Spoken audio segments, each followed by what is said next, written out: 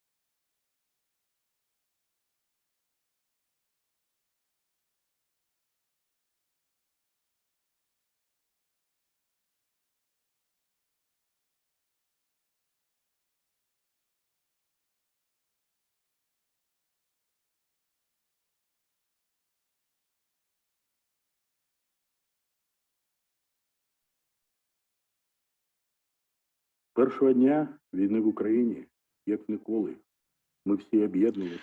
Since the war broke out as never before, we are helping our defenders and the Ukrainians who have been victims of the war. Our Charitable Foundation Association of the Jewish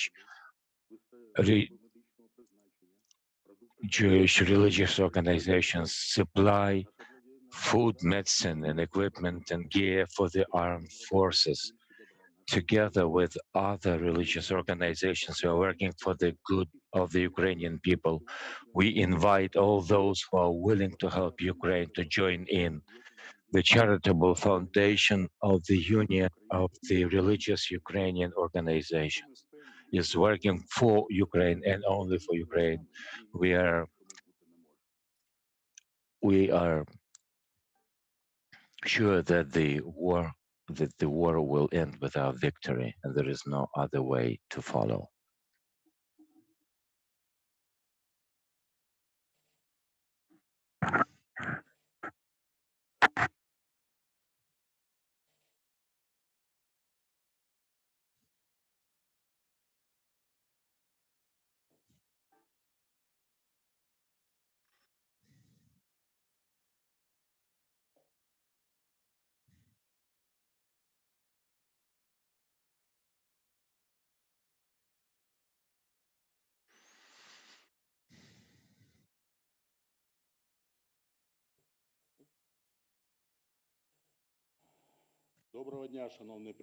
Welcome, everybody.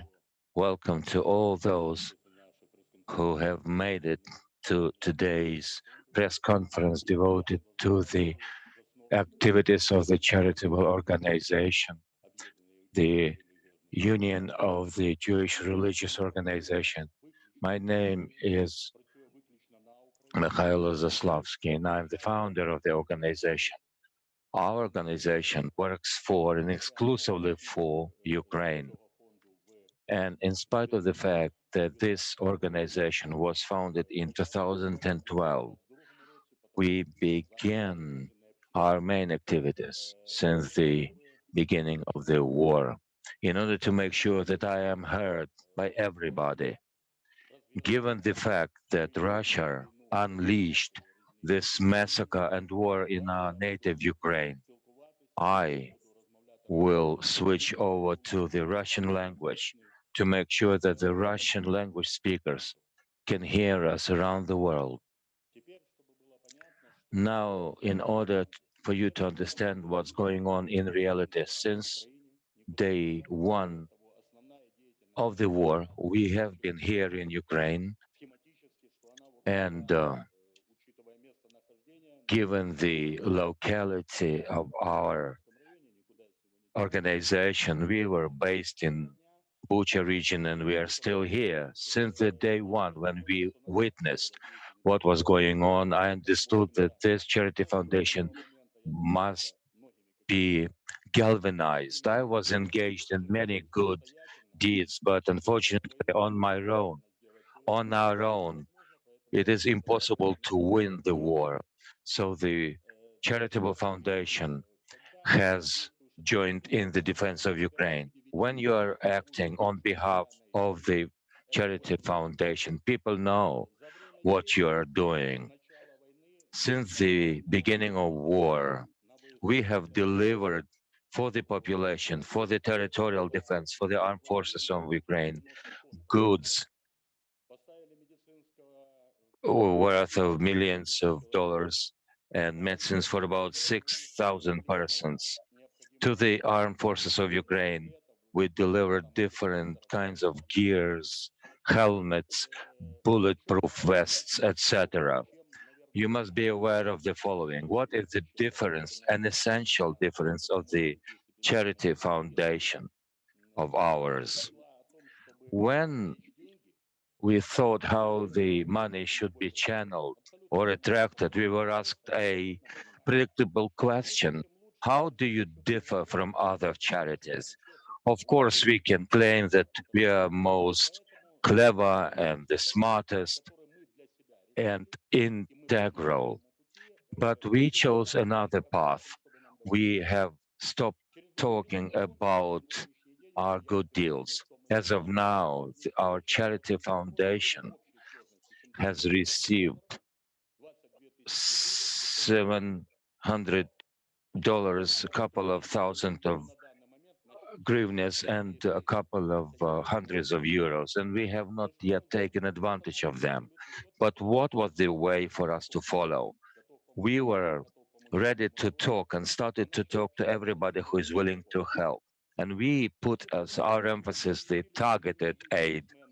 This is the way how the Ukrainian entrepreneurs joined in, and they provided a lot of goods, including the airport in Ozerna, and you will know the place. The guys that were christened the Kyiv Ghost was originated right there, and we were delivering goods in the Bucha region. In the same vein, we preceded our interaction with the Western partners, for good or for the bad. In the Western countries, the system in terms of charity foundations is strictly channeled in German, Switzerland, or France. The system is very rigid and there is no other way to follow. That's why we embarked on another path. We were talking to people ready and willing to help. They were sending us their parcels, which were targeted. We received a lorry of medicine masks. To be honest with you, this is not exactly the need for our people in the time of war. Perhaps 300 or 400 masks are very good, but we were asking for what we needed. The armed forces for Ukraine, people who are not indifferent, were providing household goods, toiletries, hygiene products, the instant food for the armed forces. And we are still receiving those parcels from Germany, from France, and they are transferred to the front line. This has enabled us to provide help for those who are in need. At this time, I would like to thank all those, and I bow my head to our president, Mr. Zelensky, who has showed himself as a person who has been able to rally country together. He has been able to show how powerful and independent we are. You know, in a peacetime, it's not difficult to be a president, but a wartime president is something different. And again, I bow my head to him. He is the best president, and I'm sure that we have not seen a president of that caliber so far. This is one of the key points of my presentation. I would like you to remember that and take mental notice of this. Unfortunately, I should also say that there is a number of swindlers, both suppliers and other organizations that are asking a lot of money for low quality goods. I have brought with me part of the bulletproof vest, and and I was asked not to show you the part of the bulletproof vest worth $800, which is of low quality. You see, this is what part of the bulletproof vest made in Ukraine. It was hit by the assault rifle, and you see that impact is minimum, and using that plate, our defenders still alive. The worst scenario is when the bulletproof vest worn by the soldier does not protect his life. Unfortunately, we are witnessing such low quality plates provided for the armed forces. The best way to check the quality of the plates in the bulletproof vest is to shoot at it with the K Kalashnikov assault rifle. If you shoot at it and it resists, it's a high quality thing. The same goes for the medicine tourniquets. We are receiving different kinds of those. We should be aware what is the reason for it to use. It's not the first aid kit when we talk about automobiles. Once a soldier is wounded, his blood, the blood must be stopped there, and you have to use these tourniquets. It takes about up to hour to stop blood flowing. As you see this tourniquet, sometimes we receive tourniquets that are very elastic, and as a result, it doesn't take 30 or 40 minutes for the blood flow to stop, and it leads to lethal cases. This is the practice that we have witnessed, and we have become aware of the consequences. Our foundation has been engaged in different activities, and I have been asked on many occasions about the pseudo volunteers, since sometimes at the border crossing they are deprived of their goods. You see, the aid must be targeted. If it is a targeted aid, it has been asked for by the Ukrainian armed forces or by the authorities, local authorities, where they have their territorial defense units, for example, in the Bucha region. This point must be well regulated. If it is a targeted aid, in that case, the volunteers will not be deprived of their uh, goods. But we are witnessing the so-called pseudo-volunteerism, and they take advantage that this country is in a difficult situation and the war is raging on, and they're trying to profit from it. And you see, there is a better word for it, but I will call them organizations that are not exactly uh, enjoying the integrity credentials. You see, the synagogue in the so-called Galitska synagogue belongs to us, and we have not been dealing with it. But taking into account the war circumstances, we have decided that the Galitska synagogue is very near the railway station, and we wanted to galvanize the activity there. The synagogue is closed, and we want it to function as the normal synagogue should function. According to all Jewish practices, synagogue must be functioning as synagogue. Every building must be used as a synagogue, but a synagogue cannot be used otherwise than for religious purposes. When we entered the territory of that synagogue to give out food supplies and so on, we were doing this for 10 days. On the 25th, we saw some people who claimed that they are owners of the premises of the synagogues. On the synagogue, the scandal erupted. They were the representatives of the local Jewish community. And on this point, I would want to make clear for everybody to hear. As a founder of the Charity Foundation, I'm not interested at all in the rights of the ownership. I am ready to give it to any Jewish community that will be celebrating the Pesach and other Jewish holidays and will be engaged in all the charity activities. At this synagogue, I'm not planning to set up some business activity.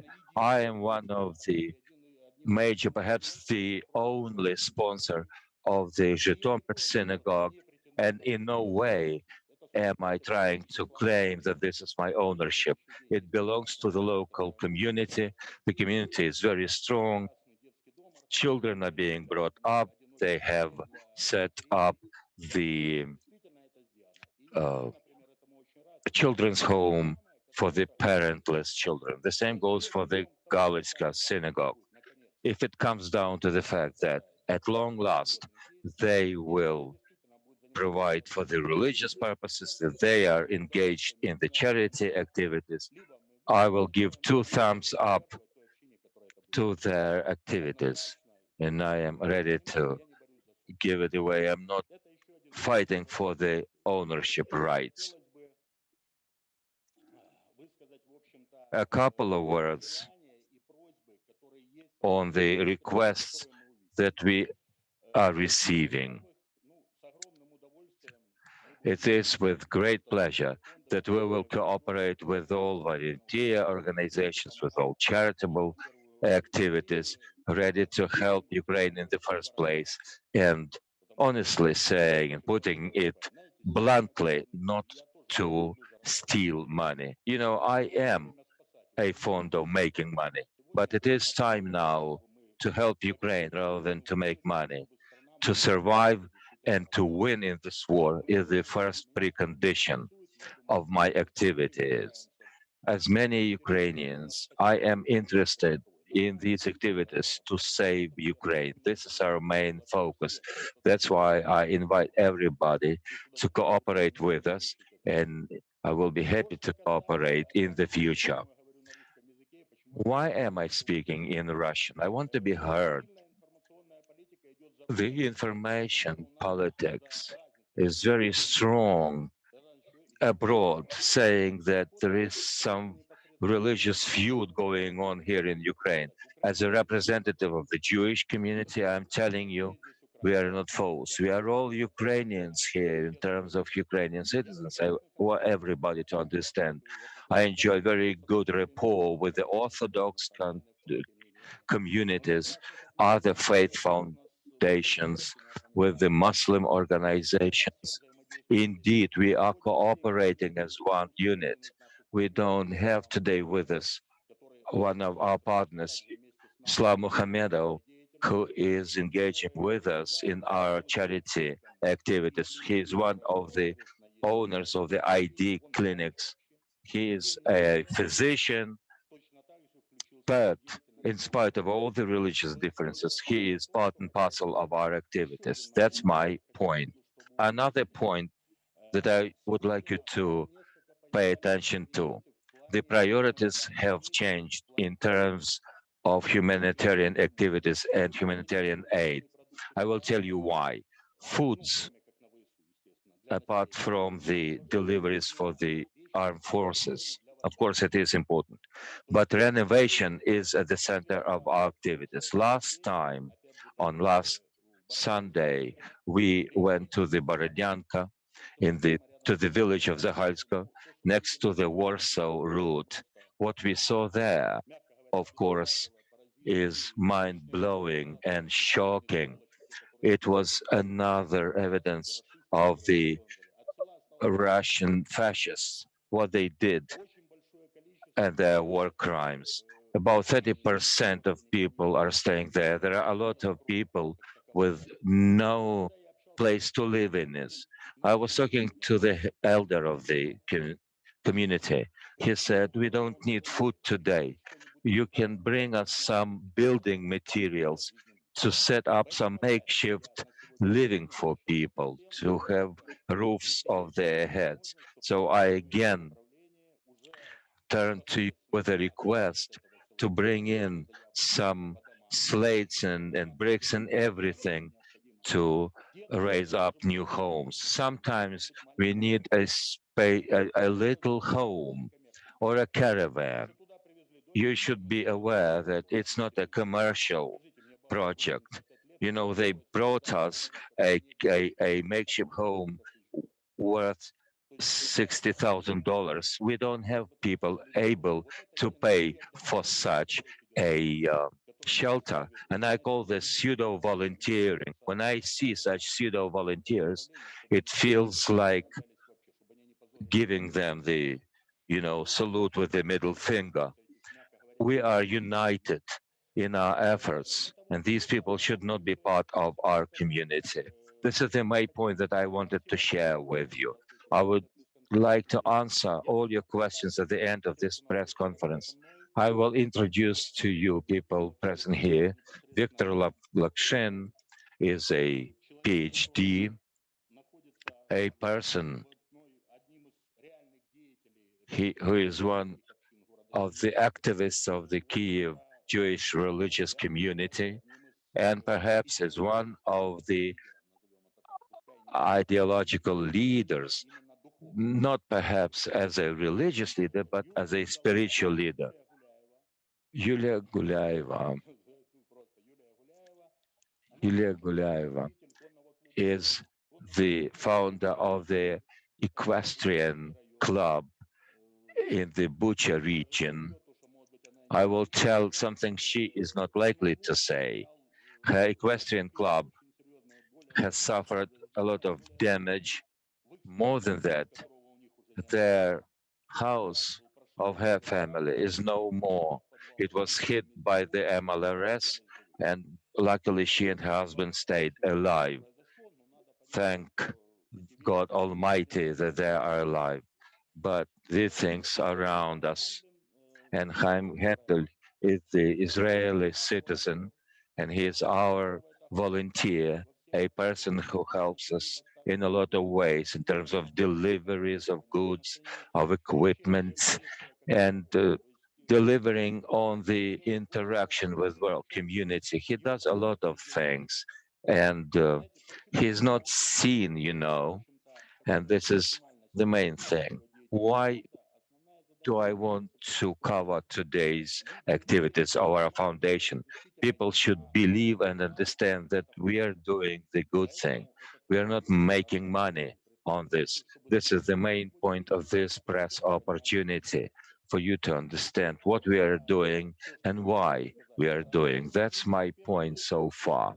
I would like, with your permission, to give the floor to Yulia Gulyaeva. Let her highlight what she thinks about what's going on. I'm trying to speak Ukrainian, and I'm sorry if there are some linguistic mistakes. My name is Yulia Gulyaeva. I'm the co-founder of the Equestrian Club, which is based in the Buchansk region in Kyiv Oblast. As you have heard, in the territory of our club, we have casualties, both in terms of human life and of our horses. And these horses are very precious because they are part of the gene fund of Ukraine. We used to host the Children's Equestrian Club, but we have suffered a lot of damage and destruction.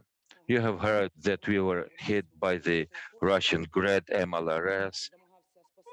Our main specialist who was a stableman. Unfortunately, he died together with a number of horses.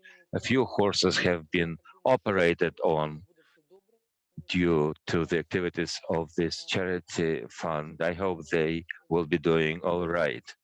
I would like to appreciate the work of the Charity Foundation and to Mykhailo Zaslavsky in the first place for the fact that they have helped us in these testing times.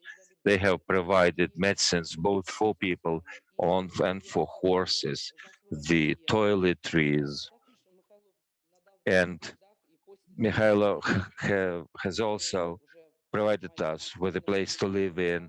He has given the bed linen to us, the one that were used by his daughter when we were hiding under the cement plates and we were fired at.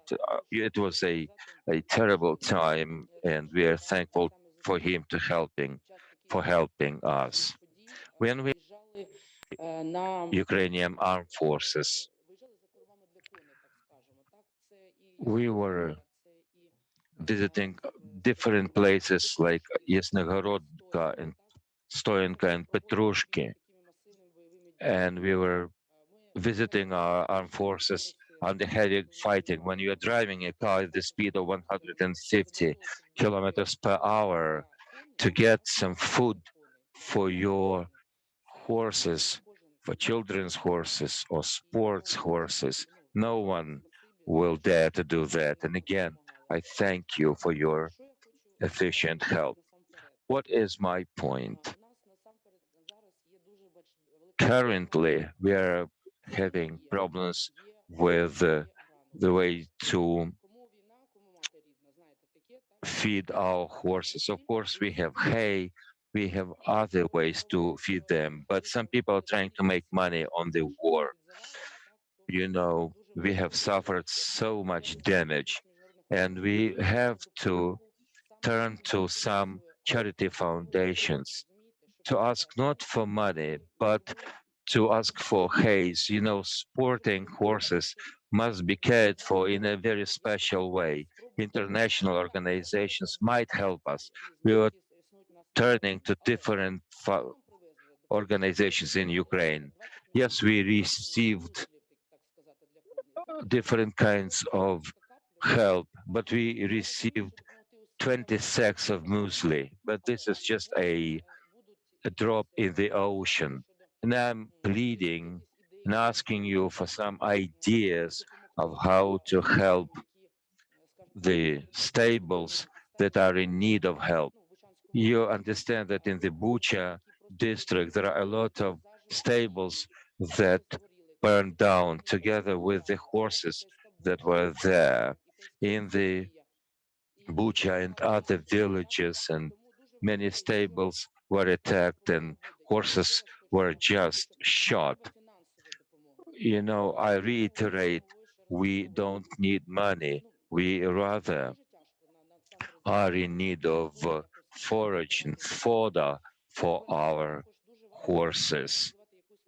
It is very important to organize some volunteer help and aid in caring for those horses. People are afraid to come to our stables because they are afraid that the Russian forces might return.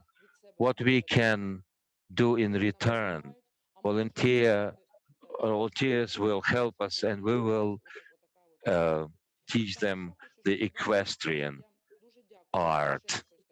Once again, I thank everybody who are helping us in salvaging the horse gene fund of Ukraine's horses. Let us be strong and let us be filled with the assurances of our future victory. Thank you. I would also like to add that every generation has its heroes. We see Mr. Zaslavsky.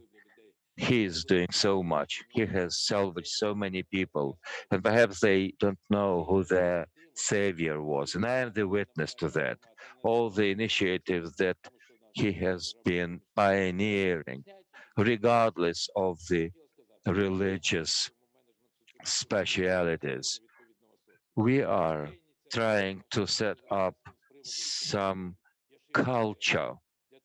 We are setting up the yeshiva university for people to get some education.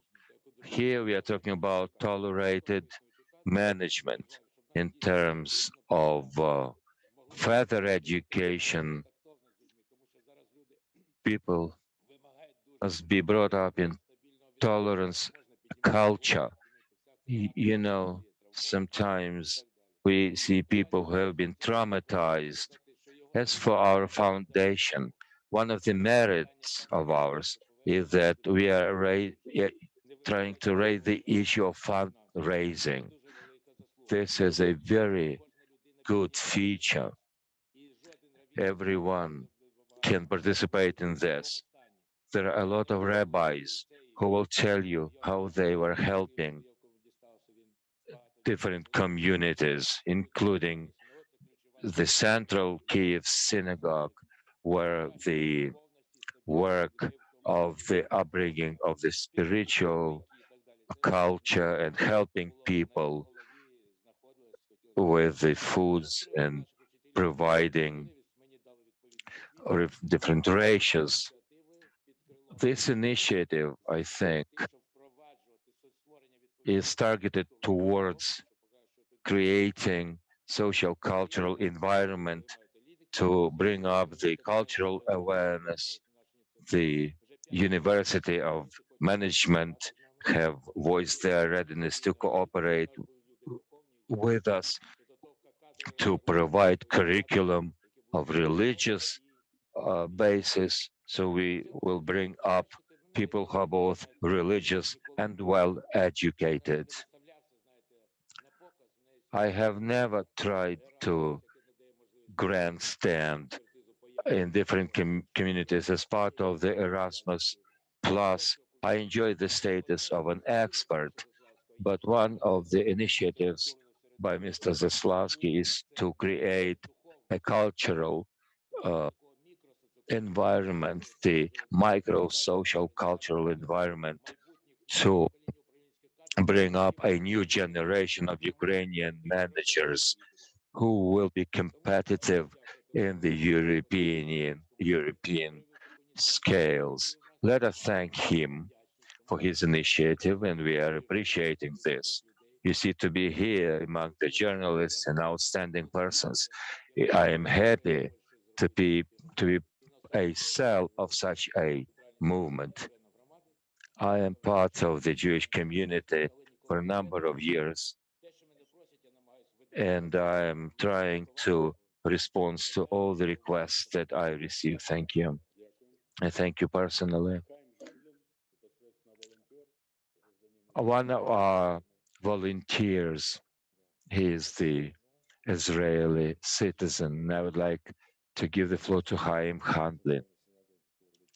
While I'm staying with the Central Kyiv Synagogue, come to know a lot of people, and I know what it feels like to be an authentic patriot. I have been lucky to see what I have seen, and we have joined the efforts of people like Zaslavsky.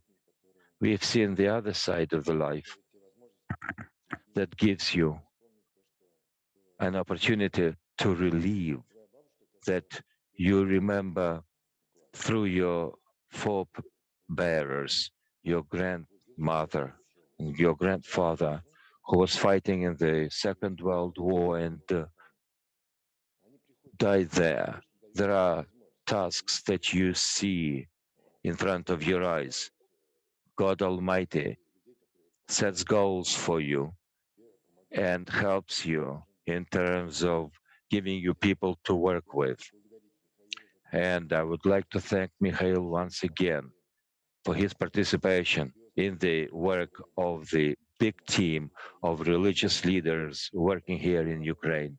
I would like to thank the chief rabbi of Ukraine who heads this powerful effort, including providing of medicines, foods, medical services. there was one person that 15, excuse me, 1,500 people that we took away from the war zone. We didn't discriminate between their religions. And I remember when the stable was hit, and I phoned them and said that we have people in Germany ready to host you. And the owners of those horse stables said we wouldn't go anywhere, we'll stay here.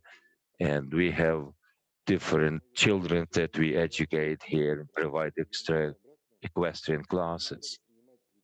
So we hosted people from Chernihiv region, 20,000 people to be fed, to be located.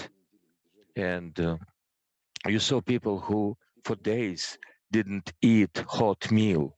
You understand that you are doing something important. You are approached by the people who are suffering, and you understand that the help comes from God. There is a phrase that a little ray of light disperses clouds of darkness. These people that surround us, Mikhailo, the chief rabbi of Ukraine, hundreds of members of our community are the warriors of light. They make sure that this country is independent. They make sure that we will be proud to say to our children, we withstood this and will be living in a free, independent Ukraine. And again, I thank you for your invitation to participate in today's press conference. To reiterate, we don't need grandstanding. We need one big word, the V word, victory over the enemy who has come to our land to destroy us. Thank you, Chaim. Indeed, these are very good words when you say that we don't need medals. For my money, I don't want any recognition. I've been living all my life in Ukraine. I'm Jewish, and I am the head of the Jewish Foundation, and I'm in love with this country. I believe that I have the right to say that I am a proud citizen of Ukraine. I want this country to flourish. I honestly believe that there are a few things. I don't know why we are talking about European Union. I believe that this is the best country in the world. We are in the middle of Europe. We have all the opportunities to be one of the best countries, if not the best country in Europe. Once we have secured our victory, we should go forward and develop. I am now ready to answer all your questions. Thank you, Ira Yakovenko from Ukrinform. I would like to ask Yulia in the first place. I appreciate all the work you are doing for the horses and with the horses, but I have to ask you at this point in time, at your equestrian club, how many horses you have there and how many of those have suffered. Prior to war, we had 45 horses, children's horses, sports horses, and privately owned horses. Before war, 10 horses were evacuated, and those privately owned. Now we have 36 heads at the territory. As I mentioned, one horse was killed and three were wounded. Two of those were operated on, and operation was successful. Another question. Of course, there is a cooperation between volunteers and vets.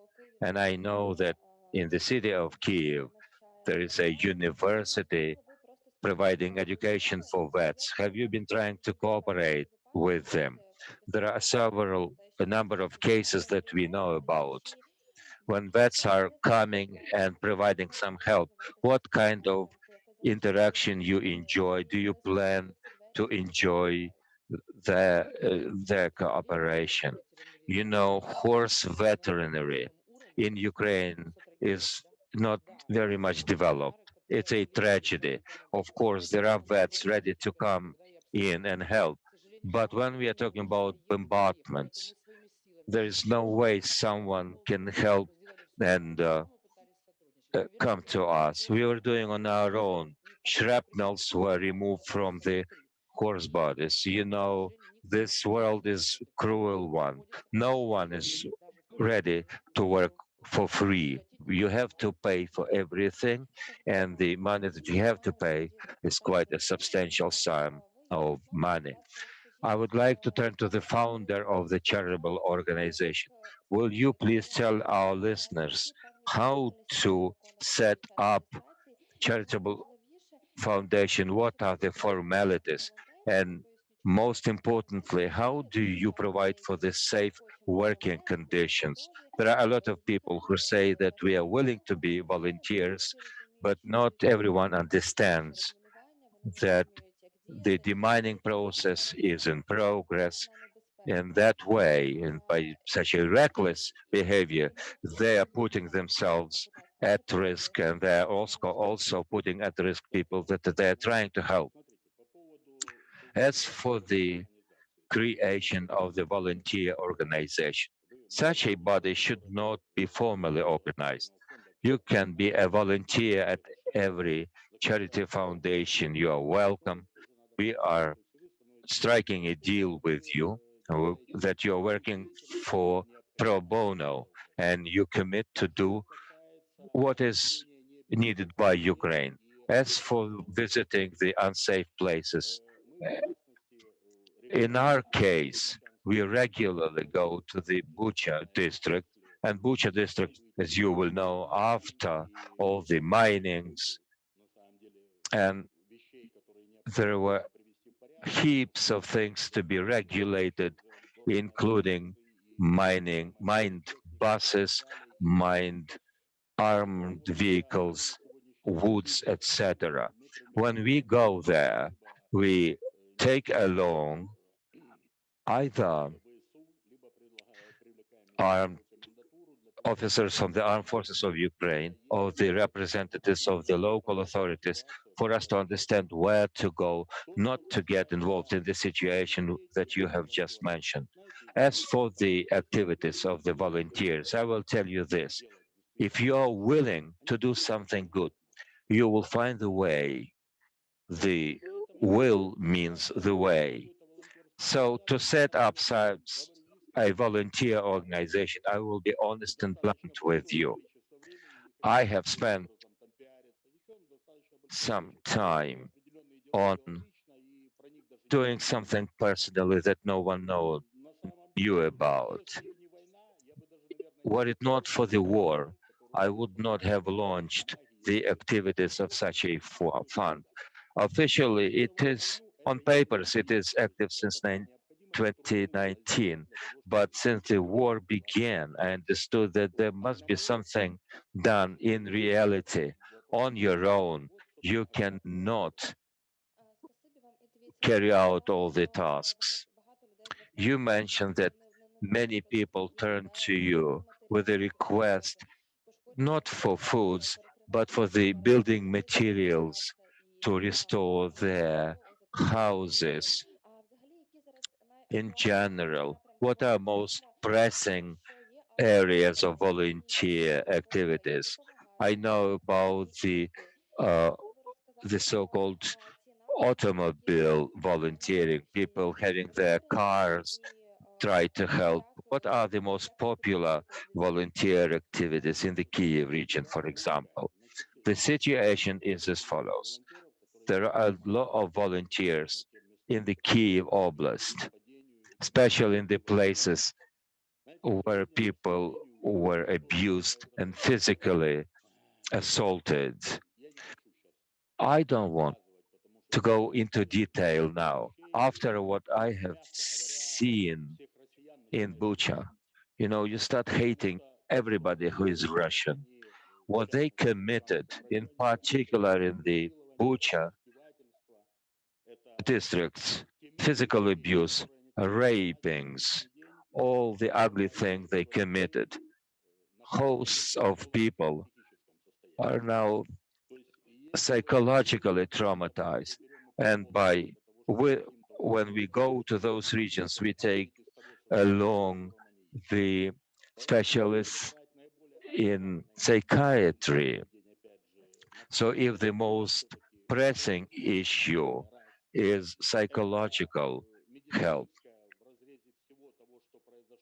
and medical help in all possible areas, a lot of areas, I can't keep that out of our talk today. A lot of Ukrainian women, after these um, war crimes committed, rapes, have to undergo medical operations. You cannot express what these scams did. So medical help, psychological aid, and of course rehabilitation, everything that needs to be done for people to restart their normal life. In general, approximately how many volunteers that are working on a constant basis with you, and how many psychologists work with you. We understand that psychological help is most pressing kind of aid today. So far, we have been able to engage 3 psychologists, one from Kharkiv, 2 from Kyiv city, and they come with us to provide psychological aid. Volunteers that will help with us are working they're with us on constant basis, and we have 50 of those. You know, the lack of fuel is very dire problem, and in spite of those issues, we are doing what we are doing. We meet some understanding on behalf of the oil companies, fuel providers. It is very difficult, we understand that, but we seem to be finding very good partners there. You, as far as I can understand, focus your activities in Kiev and Kiev Oblast.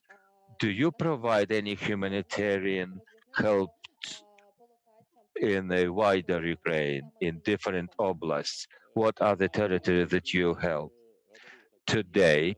And I will tell you what the truth is that we concentrate in the Kiev Oblast, an area that have suffered mostly in the course of war. Partly, we were helping the village of Ozerna in the Zhytomyr region, but mainly we are working in Kiev region.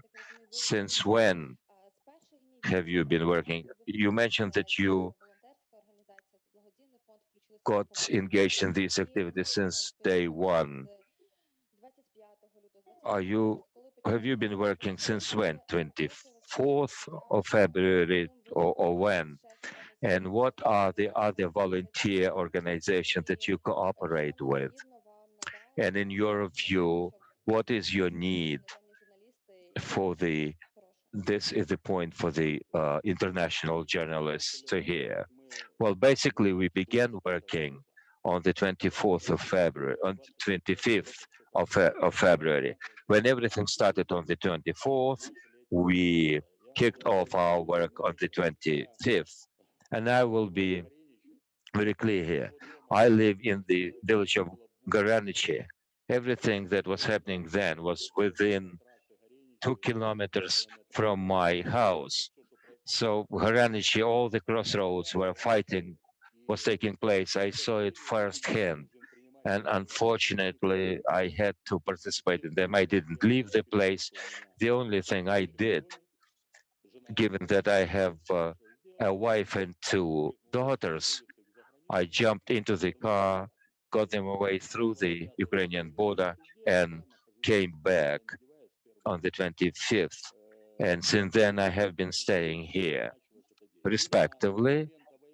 Since the war broke out, I have started the functions of my foundation. The charity foundation is needed when it is needed. As they say, a stitch in time saves nine. We know about the foundations that dream of being officially recognized. And I have this question, perhaps that sounds improper. Why for? If you are not officially registered, how will you help? If you are believed, if people believe you, people will help you the way that is happening with us. We receive help from Germany, from France, and we have people in Germany and France who are helping 40 families in France that are helping us in every way possible. People who are not indifferent. They understand that the aid that they will send will not be looted and will not go elsewhere. We have people helping us with product certificates in the Silpo network. Of course, it's not the cheapest way to go, but they did it. The Silpo offered us these food vouchers, and we are able to help both civilians and the armed forces and the territorial defense. And over the last months, we have received vouchers for food worth thousands of hryvnias, and they were targeted to specific categories. That's the main point. You know, there must be a charity foundation, and then there is Almighty God who sees how that charity foundation functions. I want everybody to know, take notice of that. As a way of introduction, I was contacted by volunteers saying that we have received children clothes from Italy. And I told them that I know such people in need in the village of Makariv. And the response was that people received parcels from the Nova Poshta with some milk, and people were charged 100 hryvnias to receive such parcels. And I was contacted by these people who said, what kind of aid is that? Do you resort to the services of the Nova Poshta? If we go through the Nova Poshta services, yes, we employ them, but we pay for their services. I will be honest with you. We cooperate with the Zhytomyr Charity Foundation, and we exchange our humanitarian aid. Of course, Nova Poshta is very efficient, but you have to pay for their services. They don't meet our needs. They will not do it free of charge. So we are paying for their services, not charging those who are recipients of such humanitarian aid. Perhaps this is a generous, general question that has to do with this, what you call quasi-volunteers. These quasi-volunteers are being tracked down. How widespread do you think this phenomenon is in the Kyiv region? You might have met some pseudo-volunteers. How widespread they are and how they have grown in times of war? Unfortunately, there is a black sheep in every family. There are some pseudo volunteers. I don't know how many of them are there. We have seen looters who were pillaging the villages that were burned down. Of course, the Ukrainian military were tracking them down, plus the Ukrainian police. And we'll be honest with you, I have never seen a single Ukrainian policeman in the Bucha region, apart from the territorial defense and Ukrainian armed forces. The police forces were not there. As for the pseudo volunteers, the number of them is unknown to me. Perhaps there are some of them, but the number of them growing, it's a debatable issue. I would like that number to go down. But to put it softly, the fewer black sheep we have in the family, the better. As for the equestrian area, humanitarian aid is coming and is coming big time. But I told you that in spite of the volume sent, the volume received is very different. When I see that the fodder for animals, for horses, is being on sale, what can we talk about here? This is humanitarian aid that is sold. My name is Mohammed, and I am fighting for Ukraine since the 26th of February. I would like to turn to Mykhailo. You said that during the war, you kickstarted your work. As a military, I see the problem with the volunteers. There is a red tape, bureaucracy that some humanitarian aid doesn't get to the front line. We have some cargoes coming from Poland and sitting in Lviv, and it doesn't get to the front line. Do we have some state authorities that would help you to get those humanitarian aid to get to the front line? Are there people in Zaporozhye, for example, in Bakhmut? Why would you go there? When what I'm saying is that are there state-run bodies that would facilitate your work? So far, I don't know such organizations. The only option that I see, ones that we have already tried to implement and seems to be working, is this: humanitarian aid must be specifically targeted. You have the specific authority, the customer, the client, either the local authority that wants to receive some aid, and that aid is targeted to that client. This is the case when the procedure is easier. And I've spoken about that. Unfortunately, a number of pseudo volunteers are standing in our way. To get away from pseudo volunteering this is the only way to have the humanitarian aid targeted. I understand the bureaucratic hurdles, but taking that into account, I have the documents that target specific communities. To make my point clear, we are now putting together first aid kits for the military, and military first aid kit is not a simple thing to do.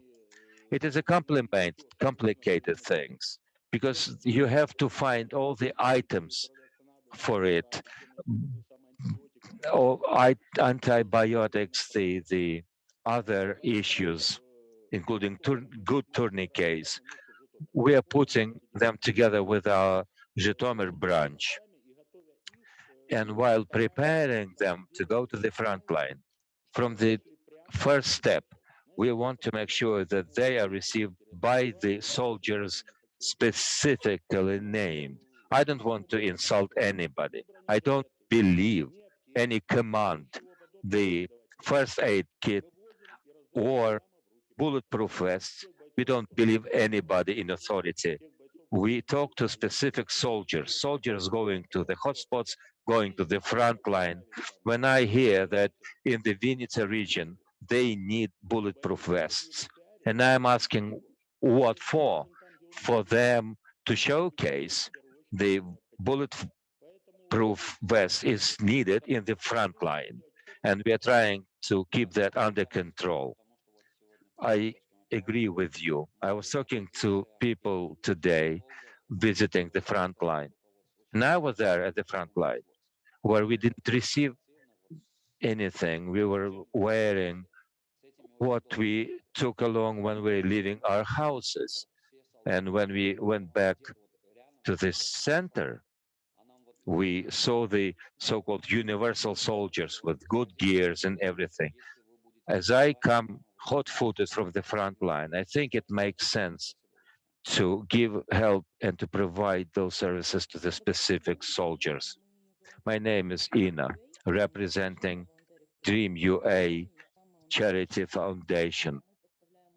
We focus on delivering humanitarian aid to the front line in the Kharkiv and Zaporizhia regions. In the first place, I thank you for your work. We have gone through all the hurdles that you have mentioned.